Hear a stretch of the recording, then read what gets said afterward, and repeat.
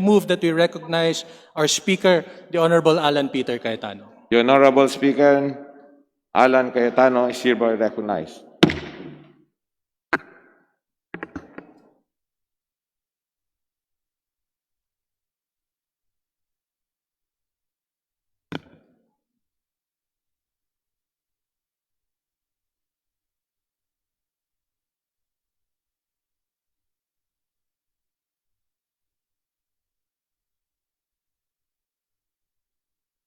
Kung ano ang ating itatanim, yan din ang ating aanihin.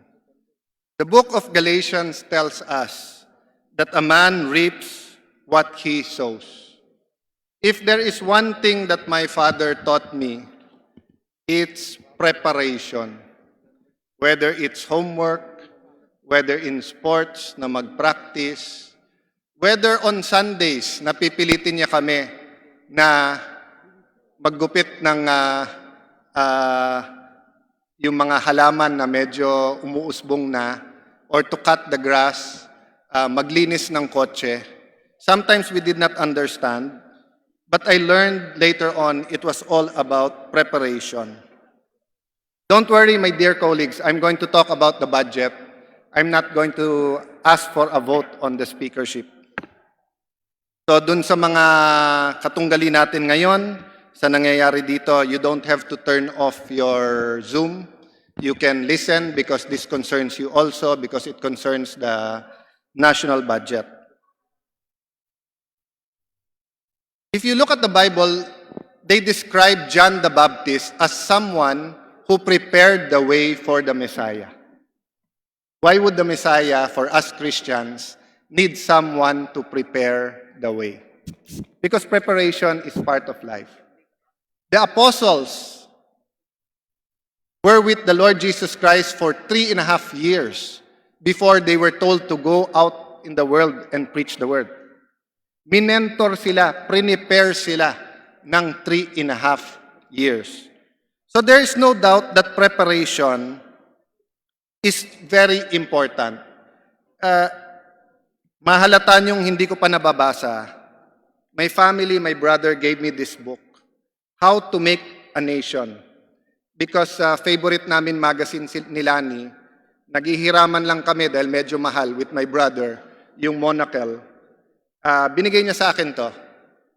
Bubuksan ko na sana, nagka-COVID. So ang problema, books like this that can prepare us and help us in our task of building our nation, it's not useless, but hindi siya akma eh. Because no one was prepared for the pandemic. Some people like Bill Gates warned us, but still hindi tayo nakapaghanda. No? Walang preparation. As you all know, I started out my career in politics in the Student Council of the University of the Philippines, and then right after, even when I was still in my 4th year of college, 4th or 5th year, I ran for councilor of the then municipality of Taguig. I was majority leader. I studied hard. I prepared. I was in law school, yet I would go to the sessions in the morning, attend classes in the afternoon, pupunta sa mga patay or sa mga birthdays sa gabi, and then to start studying until the wee hours of the morning. This prepared me. So when I became congressman in 1998, akala ko marami nang alam. But my favorite place was not in this podium or in that chair. It was in the lounge, listening to people like Miling Espinosa, Congressman Apostol, tatay ni J.J. Suarez, si Congressman Suarez, talking to people like Butch Aquino, no? Of course, Manny Villar, Joker Arroyo, no? Because it is through talking to them, their experience, their wisdom, na natututo ka, na prepare ako to become a better member of Congress. So, by the time I got to the Senate, I already have been Deputy Minority Leader and Senior Deputy Majority Leader sa House. So when I got to the Senate to become Senate Chair of the Blue Ribbon Committee and Senate Chair of the Education Committee, kahit papano I was prepared. When I was minority leader, it prepared me to become majority leader. And when the time came that the President said, I will support you, go for the Senate presidency, pero hindi ako makikialam sa botohan, I tried, but it wasn't for me. But the President told me, Allan, kahit naman maging Senate President ka, I want you to be my Secretary of Foreign Affairs after 1 year. So for 1 year, I traveled with him. And though I was a ranking member of the Senate, I did not sit in the places of honor in VIP sa harap. In the state dinners, nandun ako sa bandang likod. Doon po sa upuan, kaharap yung mga Prime Minister at Presidente, doon ako sa dulo or sa second chair. But it prepared me. So by the time that I became the Secretary of Foreign Affairs, I had the little confidence. Yes, I continued to pray. Sometimes butterflies sa akin tiyan. Yung hyperacidity sa atin. No? Pero this preparation, yung pagsama sa akin ng Pangulo, makita kung paano mag-usap ang mga diplomat, na yung note-taking, napaka-importante, na yung staff mo. Nakita mo po ang DFA pag pumunta dito, mali-maleta ang dala. Panay dokumento po yun. Yun ang style ng DFA. No? So it prepared me. That is why, when on September 29, the President asked Congressman Velasco, sabi niya, Lord, pumayag ka na, sa December na kayo magpalit kasi everyone in government agrees, dapat tapusin muna yung budget. Sabi niya sa Pangulo, anong petsa? Sabi ko, Mr. President, kung walang COVID, nasubmit yung budget ng SONA, tinapos namin ng buong August, may pruweba kami kasi last year we finished it in 1 month. Nasa Senado na ng September. And sa October, ginagawa na namin yung BICAM. So by November, magpalitan na kami dahil pipirmahan mo na lang yon. Mr. President, hindi po nangyari. Nasubmit ang budget late August. And even if the budget was submitted late August, some of the assumptions of the budget was pre-COVID. Hindi pa napapaloob dito. Look at the budget of the Department of Health. Kung kailan may pandemic at yung crisis is a crisis both of livelihood and health or lives, mas mababa pa ang budget ng health. Hindi ba obvious sa atin lahat dito na dapat mas mataas ang budget ng health sa pandemya? Di ba? So, I proposed to the President after asking Congressman Velasco twice. Sabi ko, Mr. President, if Congressman Velasco will allow, ulitin ko sa kanya, I offered him to be the senior deputy speaker. I offered that to him para siya yung parang understudy. But I will treat him like an equal. So pagdating ng 1521, smooth na yung palitan. Sabi ko, wala nang palitan ng mga chairmanships except for one kasi ipinasok ko na lahat ng nirecommend niya. So, ang sabi niya, hindi pwede, kailangan September 29 or October 14. Sabi ko, Lord, tatapatin kita. Di mo naman kasi alam yung budget kasi hindi ka naman pumapasok. So, sabi niya, hindi, Mr. President, sinabi niya sa labas, I will pass the budget kung ano nakalagay sa NEP. Mismo pong yung mga departamento na sa likod natin, nagsasubmit ng errata Kasi nga, hindi naman nila alam yung COVID. Ang Senate po, hindi papayag na ipasa ang budget ng NEP. Kayo ba papasok? Papayag?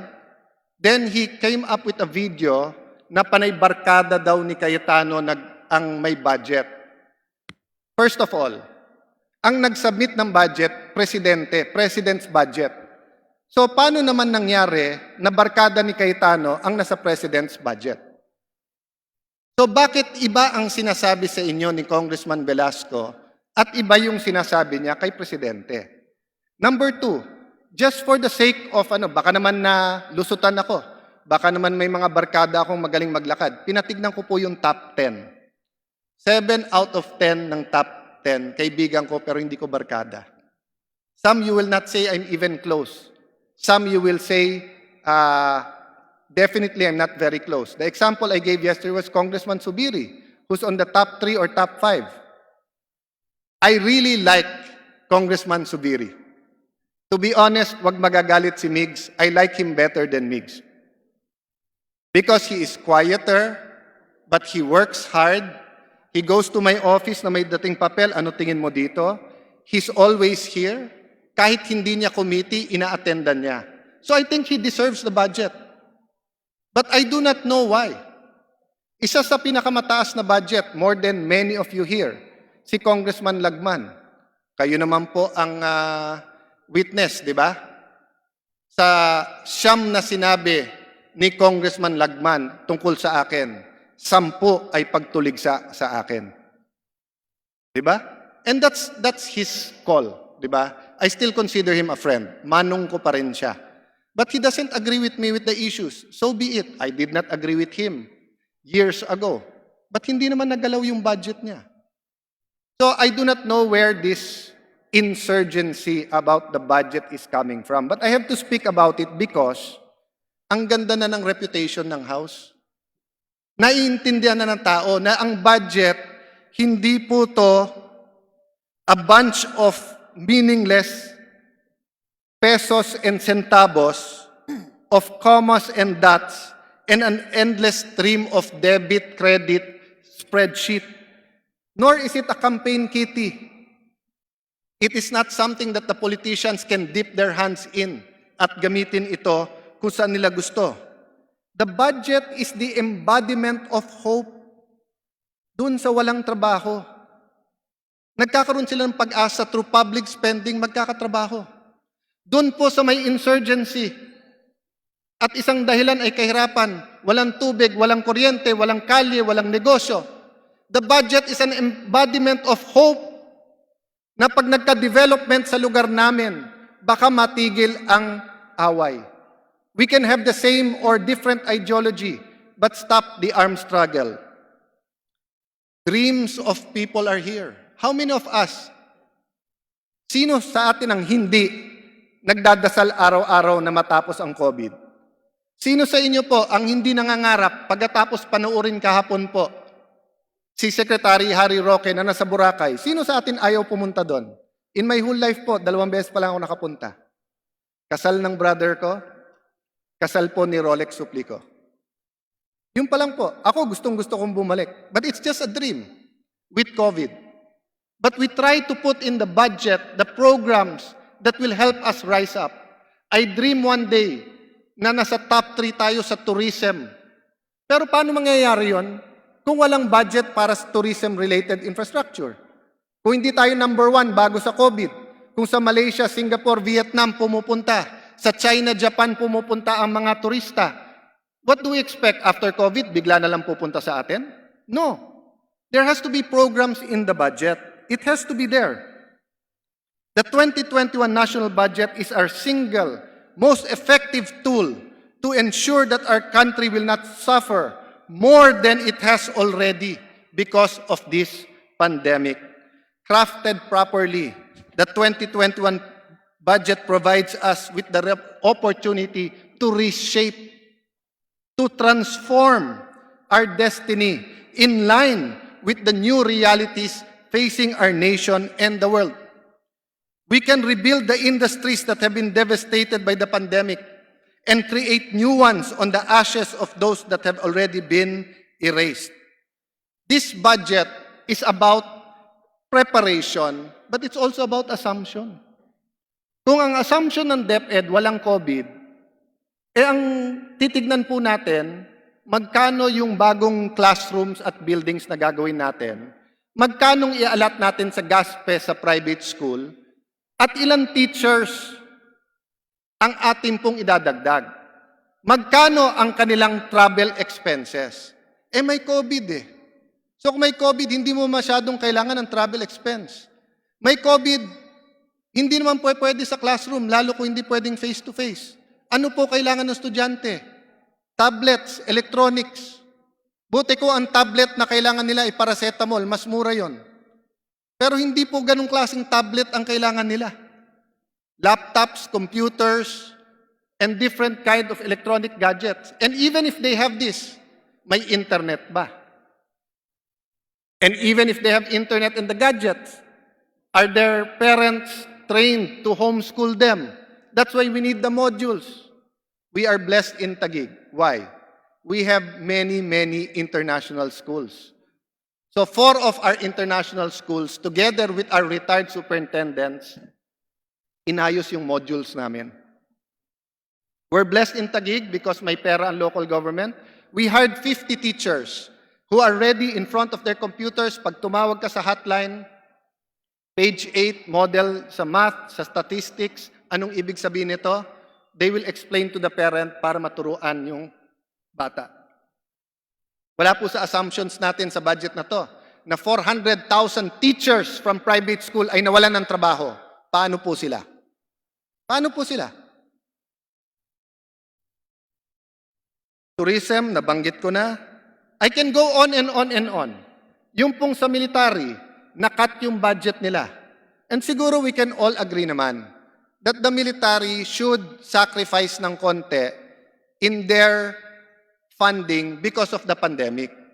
Pero we will also agree, hindi dapat matanggal yung funding for the 4 C-130Js that will help us transport people and goods in times of calamity. Nakita ko po presentation nila. God forbid that another Yolanda happens. But if another Yolanda happens and we have to send relief and medicine to 50,000 people, you will need 28 days with the present crop of the C-130s. 28 days. Anin ang damo kung patay na ang kabayo? But with the 4 new C-130s, kung mailalagay natin sa budget na to, within 1 day, they can deliver the 50,000 relief goods, medicine, personnel, etc. So marami pong kailangan baguhin sa budget po na ito. Kaya po, yung sinabi ko kay Congressman Velasco, pare, you need preparations. Do this with me. If, sabi niya, hindi, panay tao niya ganyan. Sabi ko, di, sumama ka na.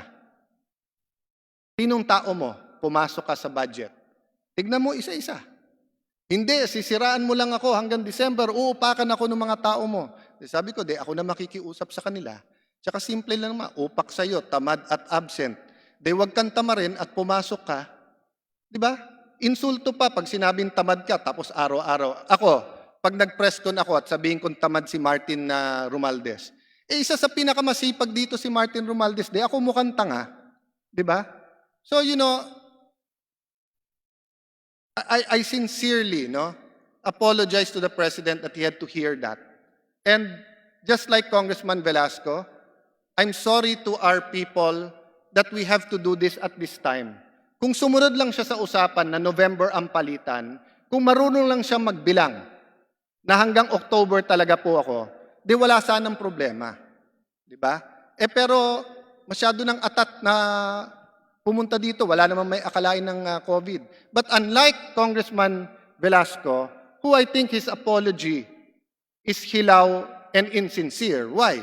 Nagsorry ka banat ng banat araw-araw yung mga tao mo tungkol sa budget. Nang iintriga kayo tungkol sa budget, di ba? Sasabihin nyo, mas malaki budget pati yung city namin. The budget of our city in 2019 was not prepared by me.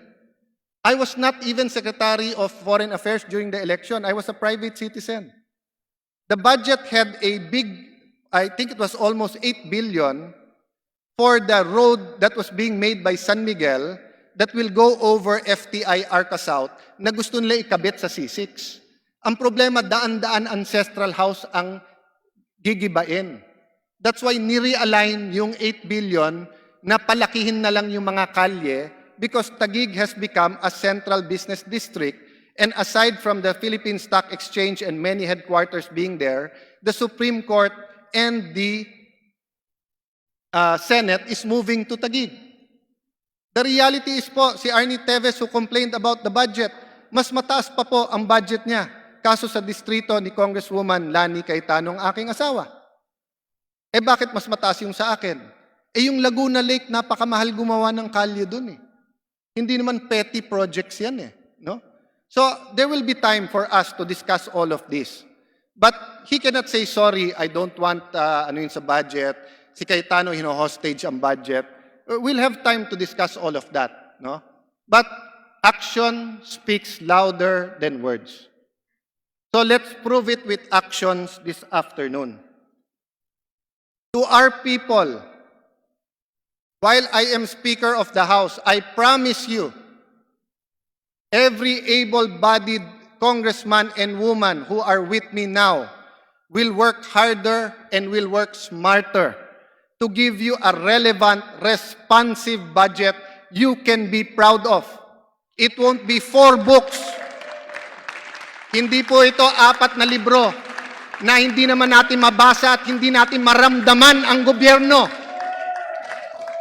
Ang gusto ni Presidente Duterte, ramdam nyo ang gobyerno. Gutom ka, wala kang pagkain, hindi mo nararamdaman ang gobyerno. May sakit ka, walang gamot, hindi mo nararamdaman ang gobyerno. Nag-positive ka sa COVID, walang isolation center, hindi mo nararamdaman ang gobyerno. Wala kang trabaho, 6 na buwan na. Sabihin, ito 1 beses, tupad. Nararamdaman mo gobyerno? Kurot lang yun. Sec Bello wants to do more. But he cannot without this budget. And that's our task, and that's what we have today. And the second thing I promise our people, it will be transparent. I will find a way to present the budget to you na walang taguan. Nakakatawa naman itong mga kasama natin, pati si former Deputy Speaker Mikey Romero. Pasalamat ng pasalamat sa akin na sobra-sobra daw binigay ko sa party list. 2 Deputy Speaker lang hiningi sa akin, binigay ko 4. Sabi niya sa akin, bro, ilagay mo lang lahat sila, wag nang ako. Nung nalagay na silang lahat, bro, pagbigyan mo naman ako, para nandyan din ako. Pinakiusapan ko siya, bro, wag ka nang makialam sa speakership fight. Asikusuhin mo lang party list. Siya naman nagpilit pumunta sa Malacanang, kasama si Kong Velasco. Di ba? Sabi ko, sige, budget na lang. O ano ba inaatupag nila? Sa grupo nila, banatan, maglabas ng false na claims. Don't get me wrong. If you didn't vote for me, you can keep your chairmanship. If iba politika natin, you're right, I'm left, I'm middle, you're socialist, I'm a Christian Democrat, whatever, I don't mind. We're against each other sa ibang issues, sa death penalty, in other controversial issues. Okay, you can keep your chairmanship.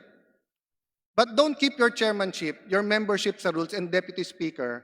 Then instead na tumulong kayo sa budget, nagplaplano kayo how to take over at nang iintriga kayo, masasabotahe ang budget. That's precisely why the President said, pabayaan mo muna matapos ng December. And si Kong Velasco, in his own infinite wisdom, because I think his name is not just a name, I think for him it's a title.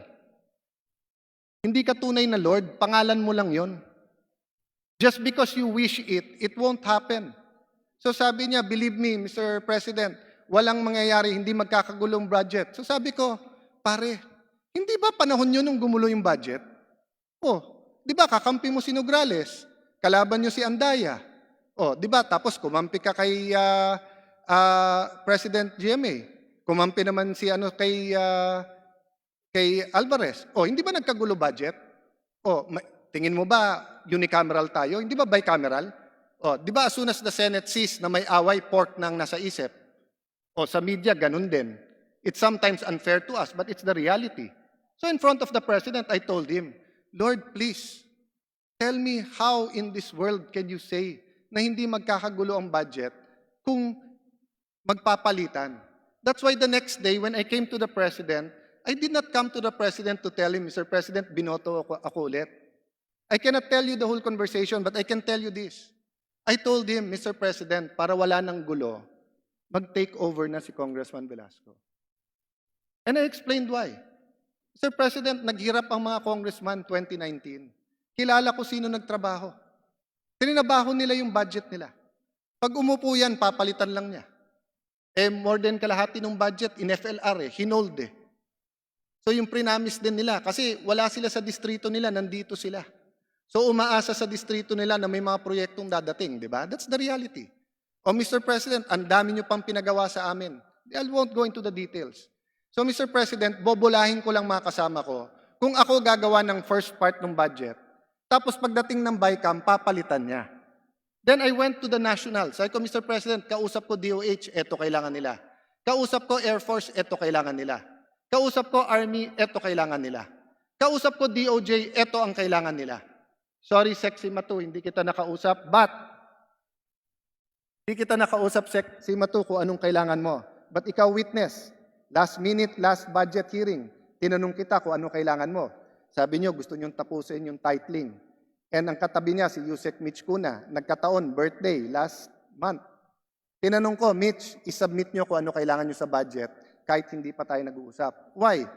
The budget is not a perfect document.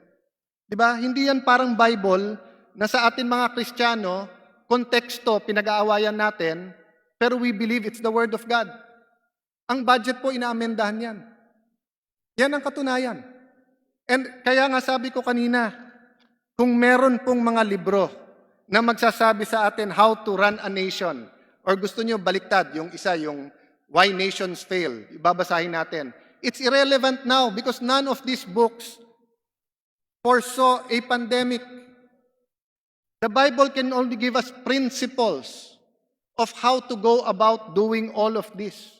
To love our neighbor as we love ourselves. To dwell on the parable of the Good Samaritan. Hindi po ba? So let me assure you po, for as long as you can work with us on the budget, you can keep your post. But kung mamumuliti ka kayo, and gagamitin nyo yung posisyon nyo to destabilize the House, decency lang naman. Di ba? Konti namang paulit-ulit yung isa, palabra de honor. Panay palabra naman, wala namang honor. Di ba? Tapos pag ginamit mo yung palabra, yung word, I'm working quietly. Wala pong working quietly dito sa Kongreso. It's either you're working or you're not. Because work in Congress involves speaking. Sa committee, sa lounge, sa lobbying, dito, sa public hearings. There's no such thing. Sa distrito, you can work quietly. But even there, you have to give speeches, and even there, people have to know that you are working. So enough of all of this politics. People want results. So to my dear colleagues, the Senate traditionally says that they look at the forest. And traditionally, the House looks at the trees. There will be no forest if there are no trees. But yes, if you just simply look at a tree, you will not learn to care for the forest. So in the Bayanihan too, there was a bit of a scuffle na naayos naman natin. Kasi ang dating sa atin, parokyal yung gusto natin. So we had to explain to the Senate, wag naman tayo magturuan o magbintangan. Pareho tayong may advocacy. Pareho tayong national interest. Ang kaibahan, ang inyong pananaw ay Luzon, Visayas, Mindanao. Ang pananaw sa House, kung sectoral ka or party list, yung party list na re-represent mo. Kung may distrito, yung distrito mo. So I don't speak much on agriculture. Bakit? Nasa highly urbanized city ako eh. Di ba? So if a senator is from a highly urbanized city, he or she should also defer to another senator who's from a highly rural and agricultural area. That's why pag usapin ng Mindanao at usapin ng peace, we defer to our members of Congress from Mindanao, especially for the Muslim and Christian Filipinos there. Kasi mas alam nila yun, kaso sa atin eh. So, for our members of Congress, all your problems are important to me. Whether sabihin mo, may 1,000 kang estudyante na hindi makapag-aral, o sabihin mo, Allan, si Jose o si Petra na walang tablet ay may problema, problema ko rin yun. That's why I came up with this. We will make a folder. Personal district report and personal sectoral report. District for the districts, sector for the sectors. This is your file. Pag pumunta ka sa doktor, sasabihin ng doktor kung ano weight mo nung araw, anong blood pressure mo, anong gamot, etc. So, kompleto. So, nandito po 2020, 2019. 2021. Gusto nyo dagdagan ng 2019, 2018, nasa sa inyo yun. We'll give one to your chief of staff, one to my office. We will fill in the blanks.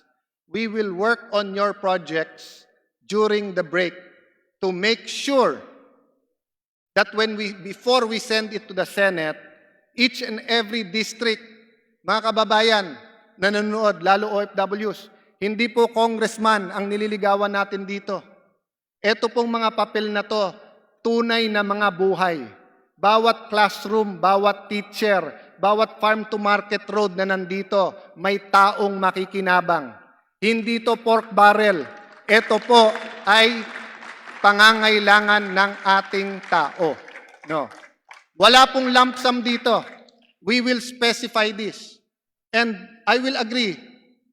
I don't agree with many things, but on the agreement with Senator Lacson, dadaan to sa inyong district engineers, sa regional directors, sa directors ng ibang agency to make sure it's not pork barrel. But I will handle this with you individually. And we will have coordinators.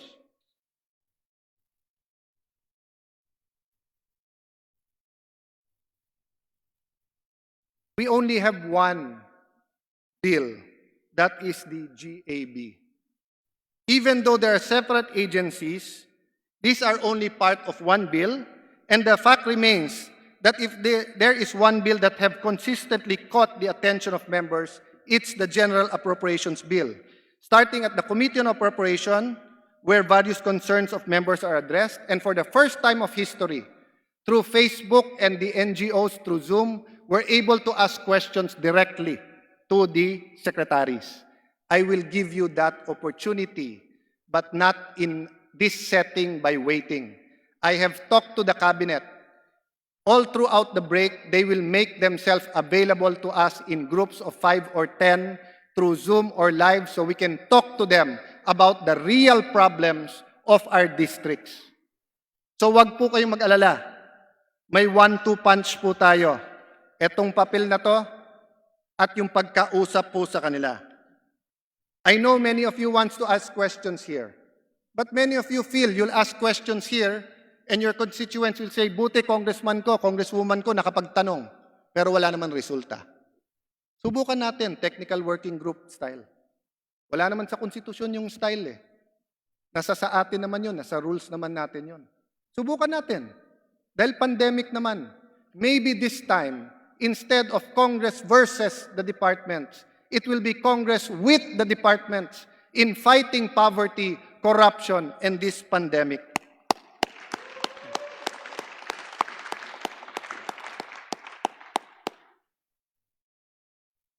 Many have already spoken.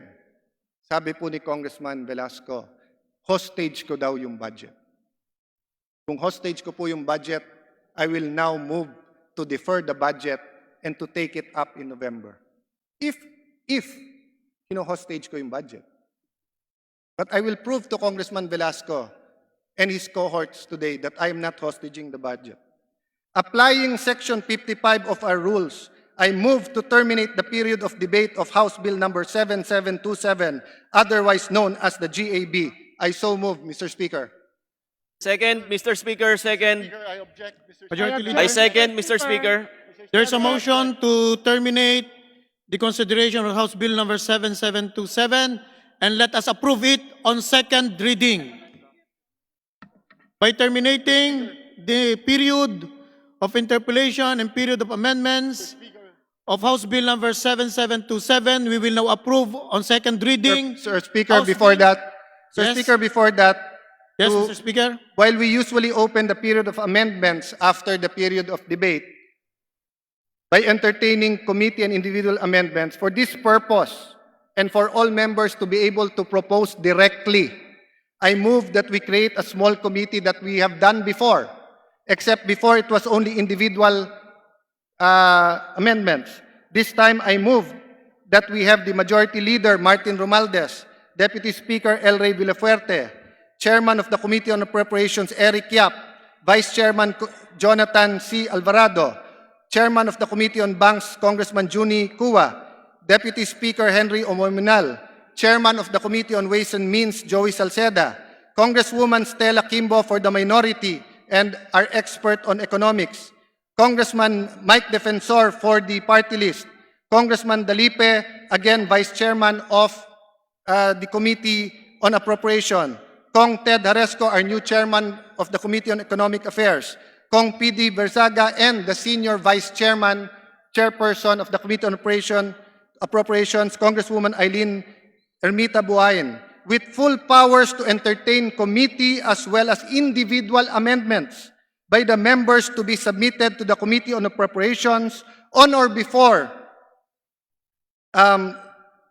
November 5, and consequently move to terminate the period of amendment. I will make it clear, Mr. President, Mr. Chairman, Mr. Speaker. All members can continue talking to the secretaries, can use the committee. But until November 5, dun po isasubmit lahat po ng amendments. I so move, Mr. Speaker.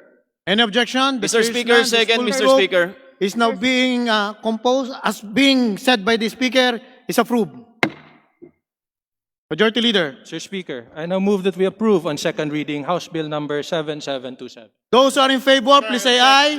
Aye. Those who are against, please say nay. Aye.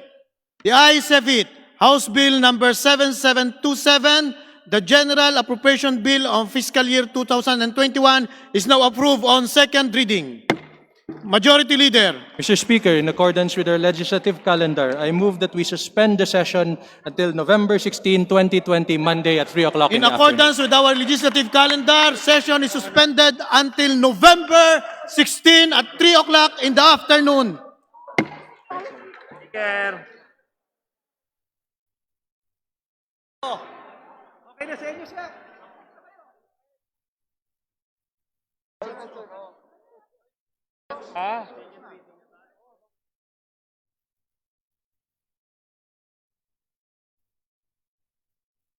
Take a picture.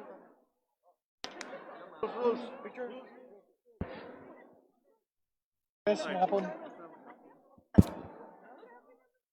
Picture.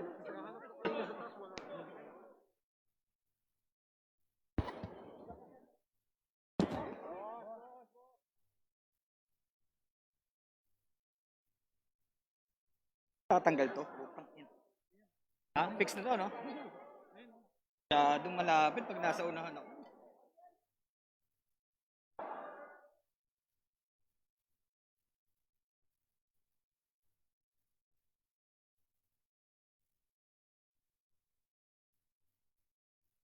Yun, no? Boss.